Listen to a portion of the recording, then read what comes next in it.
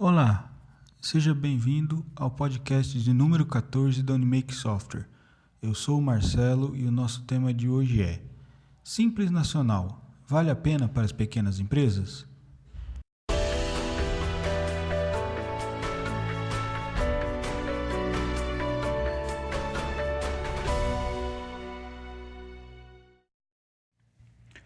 O Simples Nacional é um modelo de tributação veterano, com mais de 20 anos de existência no cenário empresarial brasileiro.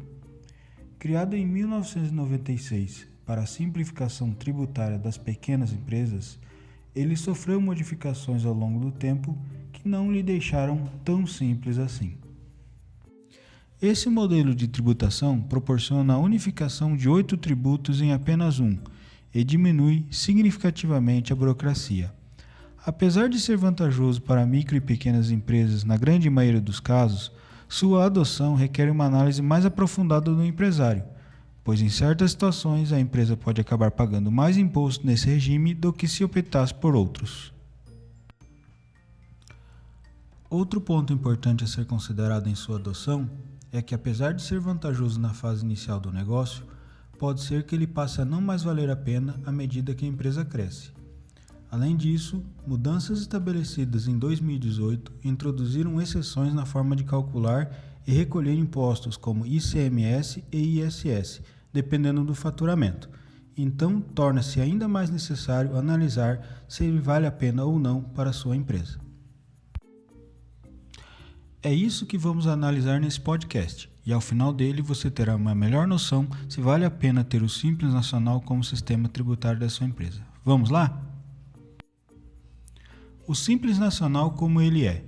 Como já mencionado, o Simples Nacional unifica tributos federais, estaduais e municipais em uma única guia de recolhimento, diminuindo assim a burocracia para micro e pequenas empresas.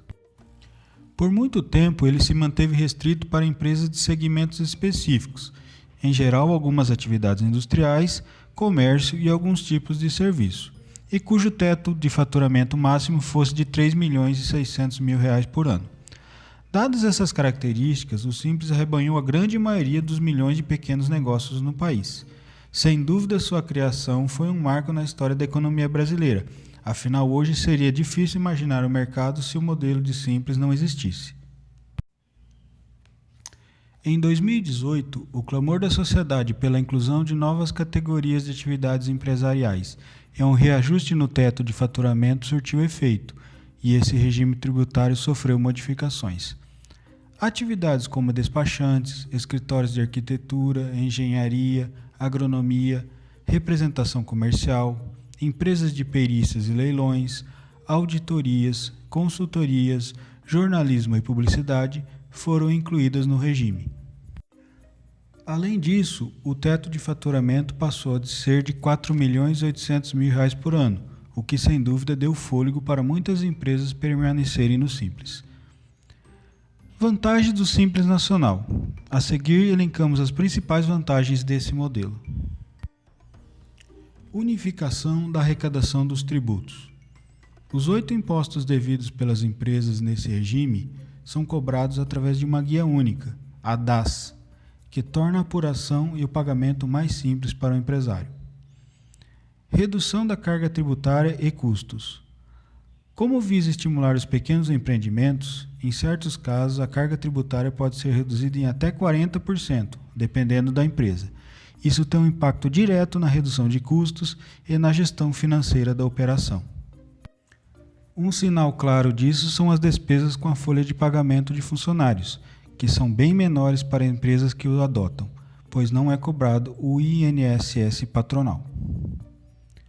Menos burocracia e contabilidade facilitada. Ainda que o Simples Nacional tenha criado alguns mecanismos que tornaram seu cálculo mais complexo nos últimos anos, ainda assim é relativamente simples de ser operacionalizado pelas empresas em relação aos modelos tributários de lucro real e lucro presumido. Além da forma simplificada de calcular e recolher os impostos, ele não exige a criação de cadastros estaduais e municipais e nem a entrega do SPED, por exemplo. Identificador único. O CNPJ no Simples Nacional é o único identificador da inscrição da empresa. não sendo necessário realizar um cadastro em cada instância, municipal, estadual e federal. Aqui vamos abrir um parêntese que se aplica a todas as micro e pequenas empresas brasileiras, mas que vale a pena ser mencionado, estando elas vinculadas ou não ao regime do Simples. Trata-se da preferência em licitações. As micro e pequenas empresas nacionais, independentemente do regime tributário adotado, têm preferência em processos licitatórios de compras do governo. Ou seja, com esse mecanismo, ser pequeno é uma vantagem para empresas que têm o governo como cliente. As desvantagens do Simples Nacional. Ainda que ofereça as vantagens que vimos anteriormente, existem algumas situações em que o regime do Simples Nacional pode não compensar para alguns pequenos negócios. Veja o que relacionamos sobre isso. A cobrança incide apenas sobre o faturamento. No Simples, as alíquotas não consideram a rentabilidade da empresa, apenas seu faturamento. Isso significa que a empresa pagará imposto mesmo tendo prejuízo. Se a empresa atua em segmentos com margem muito baixa ou com sazonalidade significativa, é quase certo que esse modelo não é tão vantajoso. Outra desvantagem é quando o custo com mão de obra for baixo. Como no exemplo anterior, o INSS também é calculado sobre o faturamento. Em empresas com nenhum ou poucos funcionários, mas com um faturamento expressivo, isso pode gerar uma despesa significativamente maior do que se a empresa estivesse em outros regimes de tributação. É necessário uma análise apurada do empresário e seu contador, pois às vezes compensa estar no lucro real ou no lucro presumido. Outra desvantagem é quando o optante negocia com grandes empresas. Por não haver o destaque do ICMS e do IPI nas notas fiscais, as empresas que adotam o Simples Nacional têm dificuldade em vender para grandes empresas. Estas tendem a evitar negociar com micro e pequenas empresas, pois ficam impossibilitadas de deduzir os impostos já pagos pelos fornecedores. Isso é uma enorme desvantagem, principalmente para quem atua na indústria e no comércio. Uma última desvantagem são as recentes mudanças pela qual o Simples Nacional passou. Em 2018, esse modelo sofreu mudanças na forma como é calculado. Se por um lado foi positivo o aumento do teto de faturamento para 4.800.000 por ano, o modelo trará alguns fatores que podem não ser muito vantajosos para alguns empreendedores. Para as empresas que faturam acima de R$ 3.600.000 até R$ 4.800.000, incidirá ICMS e ISS sobre essa faixa residual. Isso exigirá atenção e esforço das empresas para calcularem esses valores. Portanto, a partir de R$ 3.600.000 de faturamento, a empresa deverá começar a fazer o dever de casa e calcular se essa incidência extra é vantajosa ou não, seja do ponto de vista financeiro, seja do ponto de vista operacional.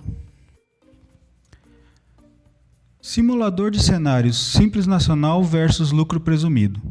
Gostaria de simular cenários de tributação no Simples em comparação com o regime de lucro presumido? O Sebrae Nacional preparou um simulador que te ajuda a fazer isso. Para acessá-lo, nós vamos deixar o link aqui na descrição do podcast. Reforçamos que o simulador é uma ferramenta gratuita distribuída pelo Sebrae, sem caráter oficial. Portanto, o ideal na hora de definir o melhor regime tributário é conversar com um profissional de contabilidade habilitado, ok? Esperamos poder tê-lo ajudado a entender melhor como o Simples Nacional funciona e despertado a importância de jamais entrar no piloto automático na hora de definir o melhor regime tributário para o seu negócio. A gestão de empresas é algo dinâmico e este tema deve ser mantido o tempo todo no radar dos empresários. Afinal, o que funciona hoje pode não funcionar amanhã. Esperamos que tenha gostado desse podcast. Obrigado por acompanhar os nossos conteúdos. Siga o Unimake nas redes sociais e fique por dentro dos temas de gestão e segurança digital para as empresas. Obrigado e até a próxima.